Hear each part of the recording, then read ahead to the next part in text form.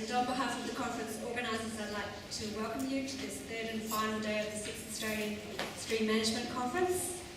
I've been asked to remind you to turn your phones on.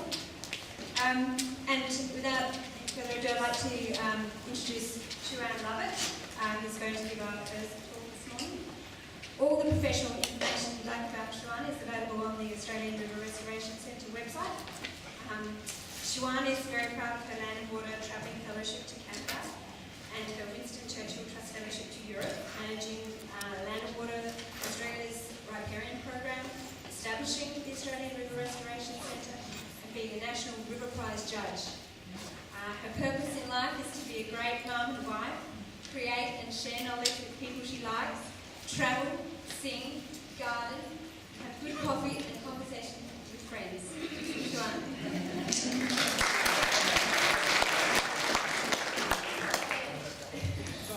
Good morning, everyone. It's lovely to see so many of you. It's really, really nice. I was thinking that the day after the conference dinner is never a good time, especially at 8:45 in the morning. I'd like to acknowledge the traditional owners of this land here in Canberra, a place that I do love and has been home since 1993, so I acknowledge those elders past and present. I've been asked, in actual fact I should rephrase that, I asked if I could give this session this morning. So when Ross and Ian talked about the Stream Management Conference and they gave the theme about managing extremes, I said, have you got anyone looking at perhaps the human impacts? They said, oh no, and I said, oh well, I'll do that for you. I said, oh okay, all right, that's a good idea. But it's fundamentally important because in all the presentations that I've gone to over the last few days, the human impact is actually what we're looking at. Most of us are dealing all the time with the human impact on the environment, the result of decisions that have been made. And then we have a huge event like some of these amazing fires or the drought, which for many of us was actually normal for a very long time. And then we go to the floods, which Ian was talking about yesterday, and we're suddenly going, oh my God, this is extreme. As Ian said, it comes out of the blue. For the majority of the population, 5 to 6, 7 years, it's sort of as far back as you remember, when we had a period of drought for as long as we did, people that lived on floodplains didn't think they'd ever get flooded. What do you mean floodplain? Well, not floodplain, we're in drought. That's how it's going to stay. The other thing I think that is coming through in terms of managing for extremes, which really freaks people out, is invasion of pests and weeds. And this is the one that will really get hysteria going. I hate mosquitoes. I do not understand evolutionary why they were ever developed, but they are. And it's one of the reasons I don't go to riparian zones very often is because there's mosquitoes in them, let alone leeches, but let's not go there. So these guys are going to start moving and they're going to start carrying even worse things like dengue fever and Ross River fever and Barlow fever, and they might even get to Canberra, God help me. I live in a place where none of these things happen. So these are all images, they're ideas, and we all create stories around them. And one of the things that's come through, I think, in a theme for this conference is how sensationalised we are at talking about managing for extremes. When you look at the historical record, these things have happened in the past. Malaria used to be very common in England, and it is starting to get in England again. They've just showed recently that there's mosquitoes in England with malaria. So it's not that we actually haven't seen these things before. They are often more intense and they're not behaving in the ways that we're used to, but they have happened before. And what happens with people when we actually listen to stories that are perhaps created by the media, who have a particular slant on things, and we listen to stories that are from people's first-hand experiences of being flooded, of being in a fire, we get a really strong emotional response. And if we don't get an equally strong emotional response from another story that might actually be explaining the history behind why this is happening, the history why this floodplain works in this way, then we are not going to be heard. And that is our fundamental problem in natural resources management. Because this is a prevalent belief in Australia. Prevalent belief across the world, there's just no proof that humans cause climate change. Now, I'm not focusing this on a climate change debate, but that is prevalent. And when I talk to people here, it's one of the reasons I live in Canberra, is that generally you don't have these conversations, but we do actually have some of these conversations here now, and that just never used to be the case. And it's because we haven't got our facts straight. We haven't actually been able to convince people that although 97% of the scientific evidence says that we are in a period of climate change, media coverage is at 28% in terms of yes,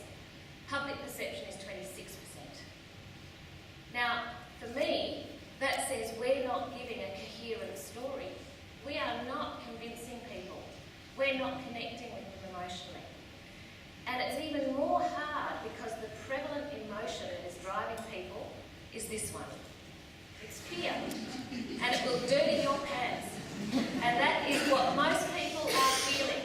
Because we are throwing these images at them of climate change. We're throwing these terrible images. They're so distressing to look at in a way of trying to make people change. And it won't work. It was really interesting last night with Bob Carr's talk, which I thoroughly enjoyed.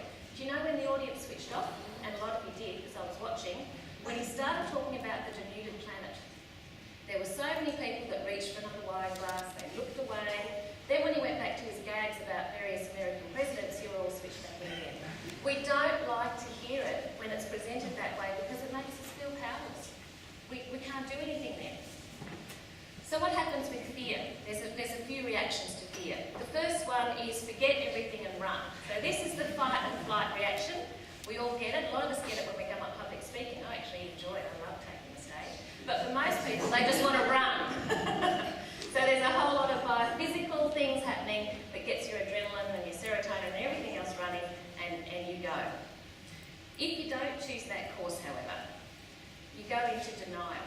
Now this poor polar bear is saying, if I don't look, the ice will still be there. I know it's still there, I just don't look.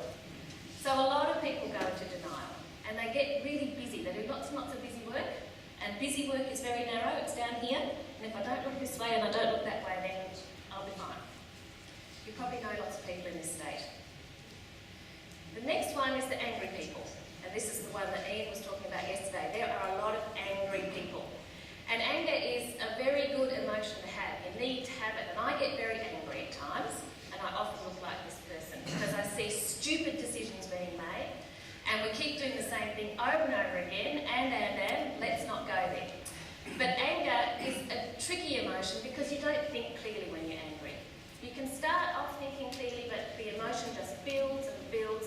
And I've been to so many public meetings where you'll have a person who's passionate about one issue, and all they can do is keep talking about it. But you'll say, well, what about this? And they just keep going back, and they're on loop. You get onto loop when you get in anger, and it's very difficult to break it. So anger is out there. There's a lot of anger out in rural communities at the moment. This emotion, though, is one I think is even more prevalent, and it's despair. And I know a lot of people who feel like this. They won't tell you it, but you can see it in their eyes. You can see it that they're overwhelmed at work. They don't know how the hell they're meant to do this thing. I'm working a lot with the Murray-Darling Basin Authority at the moment, lots of very good friends at the authority. And for them, they are in a really difficult situation because they have not been supported as they should have been. And they are working their butts off to try and do a good job, and they're not supported higher up where it matters, and I'll tell you why that is a bit later on. This is the world according to Siwan, of course. But despair is out there, and we saw a lot of it. It actually got a lot of coverage during the drought with the Black Dog Initiative. You know, I'm being followed by the Black Dog, which was specifically aimed at men because the suicide rates were so high. People won't talk about feeling despairing, but they will talk about the Black Dog. So it was a really clever way of getting people to talk about this emotion, which is incredibly powerful. So when you've got these sorts of emotions, they lead to particular behaviours. And one of them is to be a bystander. You just sit and wait. You wait for someone to do something.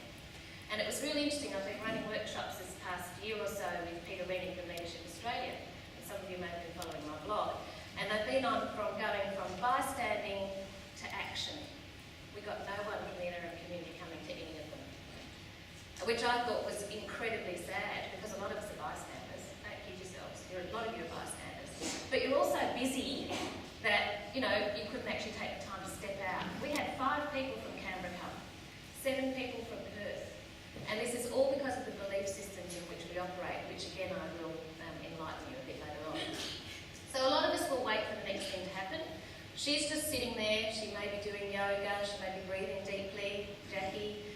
But she's waiting for that curtain to rise so that she can actually go out when someone else has made a decision.